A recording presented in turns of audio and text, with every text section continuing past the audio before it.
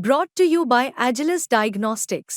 Health test की बात आती है तो मैं भरोसा करता हूँ India largest diagnostics company Agilus diagnostics. खुद को टेस्ट करते रहो। संयुक्त राष्ट्र सुरक्षा परिषद में बदलावों की मांग पर अड़ा भारत अब लगातार दुनिया भर का समर्थन जुटा रहा है।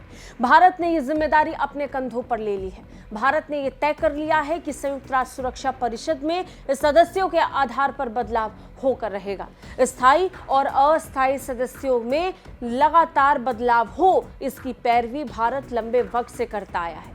अब हाल ही में ब्रिक्स देशों के समर्थन के बाद भारत ने G4 देशों का समर्थन भी जुटा लिया है। ब्रिक्स ने औपचारिक तौर पर संयुक्त राष्ट्र सुरक्षा परिषद में बदलावों की मांग पर अपनी फाइनल मोहर लगा दी है और अब बारी G4 की थी, सो अमेरिका में विदेश मंत्री जयशंकर ने ये भी कर दिखाया।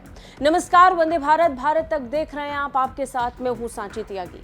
अमेरिका में ब्रिक्स सम्मेलन के बाद और यूएन में प्रधानमंत्री नरेंद्र मोदी के संबोधन से इतर G4 यानी ग्रुप ऑफ 4 देशों की एक महत्वपूर्ण बैठक हुई और इस बैठक के बाद जॉइंट स्टेटमेंट में ऐलान हुआ, समर्थन हुआ संयुक्त राष्ट्र सुरक्षा परिषद में बदलावों को लेकर। जी हाँ, यूनाइटेड नेशन सिक्योरिटी काउंसिल में बदलाव होने चाहिए। अब इस बात का समर्थन ग्रुप ऑफ 4 देशों ने भी कर दिया है और इसे लेकर बदलावों की तरफ ये देश धीरे धीरे तेजी के साथ आगे बढ़ रहे हैं। कोशिश यही है कि जिस स्तर पर ग्रुप ऑफ 4 देशों ने इसको अपना समर्थन दिया है, जल्द से जल्द संयुक्त राष्ट्र भी इसे स्वीकार ले। आपको ये बता दें कि संयुक्त राष्ट्र सुरक्षा परिषद में 5 स्थायी सदस्य हैं। 5 स्थायी सदस्य मतलब 5 वो परमानेंट मेंबर जिनके पास वीटो की ताकत होती है। सारी लड़ाई इस वीटो की ताकत की ही है। वीटो की ताकत का इस्तेमाल कर और इसका उपयोग और दुरुपयोग कर बहुत कुछ यहाँ पर बदला गया है और बहुत कुछ रोकने में संयुक्त राष्ट्र असमर्थ हुआ है।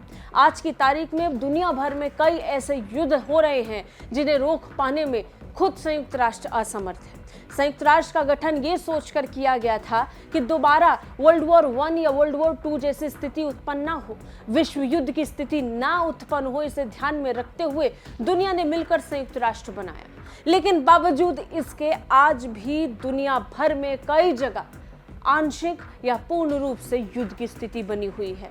2 देशों के बीच में छिड़ी जंग में कोई ना कोई अपने हथियारों को भेजकर किसी न किसी रूप में इस युद्ध का हिस्सा बना हुआ है।